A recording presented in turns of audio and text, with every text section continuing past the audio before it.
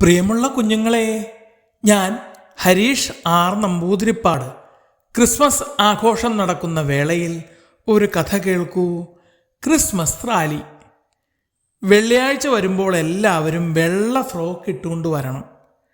ഏറ്റവും യോജിപ്പുള്ളവരെ വേണം റാലിയുടെ മുൻനിരയിൽ നിർത്താൻ. ആൺകുട്ടികൾ വെളുത്ത ജുബ്ബയും പൈജാമയും ഇട്ട് വേണം വരാൻ. റോസ്ലിൻ സിസ്റ്റർ കുട്ടികളോട് പറഞ്ഞു. തിളങ്ങുന്ന വെള്ളയുടുപ്പുകൾ സ്വന്തമായുള്ള കുട്ടികൾ തുള്ളിച്ചാടി. അതില്ലാത്തവരുടെ മുഖം വാടി. ശ്രീനന്ദിനിക്കാണ് ഏറെ സങ്കടം.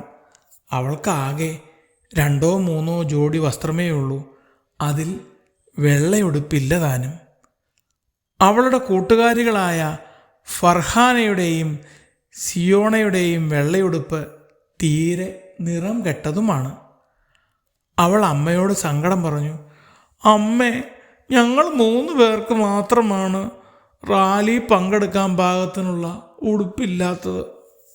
അമ്മ പറഞ്ഞു, മോള് വിഷമിക്കണ്ട. മോള് സെറ്റുമുണ്ടും ചുവന്ന ബ്ലൗസും ധരിക്കുക.